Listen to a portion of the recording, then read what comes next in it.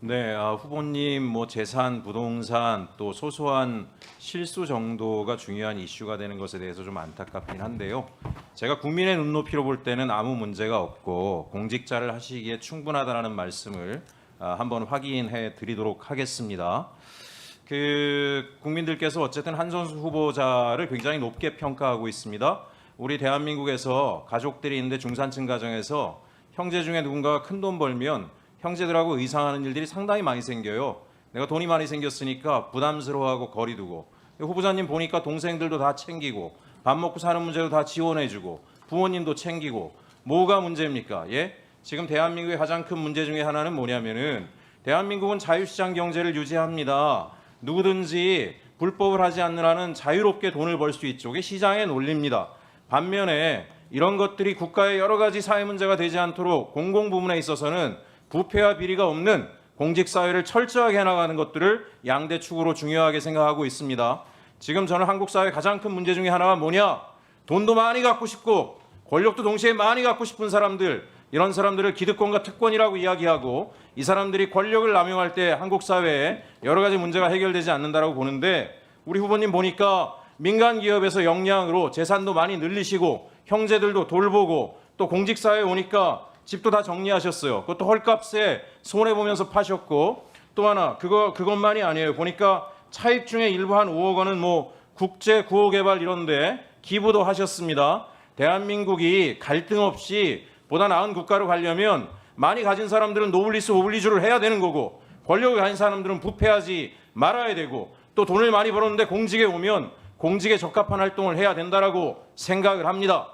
제가 국민의힘 의원들께서 이제 이 얘기 그만하셨으면 좋겠는 게, 제가 조금 전에 점심 먹으면서 우리 국회의원들 재산 순위를 쭉 찾아봤어요. 1등부터 11등까지의 9명이 국민의힘 의원들이세요. 아니, 저는 재산 가지고 문제 삼으려는 게 아니라 선수가 많으셔가지고 수십 년째 공직에 있었던 분들이 어떻게 이런 많은 재산을 모았는지 참 궁금해요. 심지어 국회 오시기 전에 우리 장동혁 대표 같은 분 보니까 판사를 하셨어요. 공무원 하시다가 국회 왔으니까 평생 공직을 하셨어요. 이분도 집을 6채나 가지고 있다가 이제 와서 문제가 되니까 일부 정리하고, 그런 거에 대해서는 아무 얘기 안 하고, 추경호 우리 대구시장 요번에 되셨잖아요.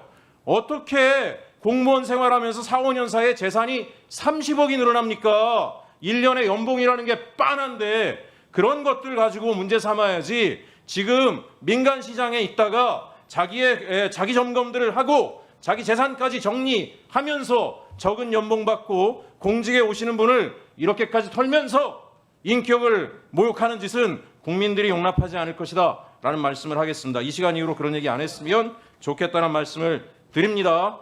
제가 총리께 하나 좀 말씀드리겠는데요. 만약에 총리가 되시면, 아까 제가 잠깐 얘기 드렸지만 국가테러대책위원회 위원장을 겸직하시게 됩니다. 네, 굉장히 중요한 문제예요. 단지 제가 이재명 대통령이 대표 시절에 테러 당했던 그 문제에 대한 수사만으로 중요하다라고 이야기하는 게 아닙니다. 지금 저는 대한민국의 민주주의, 자유민주주의에서 굉장히 중요한 게 표현의 자유, 국민의힘 의원들도 계속 표현의 자유 이야기합니다. 그런데 극우 세력들이 법을 넘어서는, 선을 넘는 행동으로 표현의 자유를 망치고 있어요. 모욕, 혐오, 차별로 일반 국민들의 정상적인 의사 표현, 정치적 표현, 사회적 활동들을 갖다가 자기들 입맛에 맞지 않으면 집단적으로 달려가서 모욕하고 혐오하고, 이제는 폭력적 행동까지 불사하고 있습니다. 이런 것들을 이번에 총리가 되시면 엄격하게 저는 엄단해야 된다고 생각해요. 일베 이런 사람들 용납하면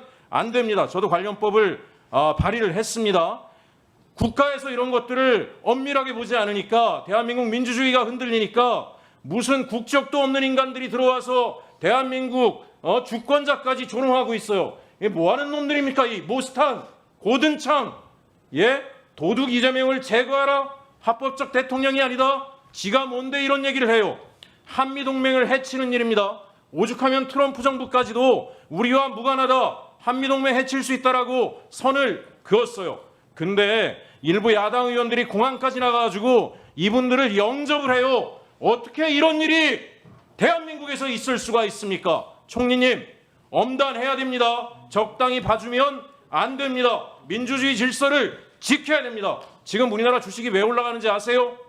대한민국이 새로운 정부가 예측 가능한 나라를 만들어냈기 때문에 이 나라에 투자를 해도 내가 부당하게 자산상의 손실이 발생하지 않을 것이다라는 그 이유 때문에 기업도 성장하고 주가도 뛰는 겁니다. 그러면 이런 사람들 준동하지 않게 엄밀하게 관리를 하셔야 됩니다. 총리님 아시겠습니까? 네, 저 후보자입니다. 총리 후보님, 네. 총리 후보님이 마음이 너무 선하신 것 같아서 이런 사람들한테까지 제가 아량을 베풀까 봐 일부러 세게 얘기했습니다. 네, 답변 드리겠습니다. 저 표현의 자유를 넘어서 사실 사회가 용납할 수 없는 정도의 문제들에 대해서는 당연히 법적 조치가 필요하다고 생각합니다. 법과 원칙에 따라서 우리나라의 민주주의를 정치 테러로부터 보호하는 일들은 적극 나서겠습니다. 알겠습니다. 한 가지만 더 말씀드리면 아까 존경하는 박균택 의원님께서 129 여객기 참사 진상규명 관련된 말씀을 하셨어요. 이 안타까운 일이고 정부에 대한 신뢰의 문제입니다.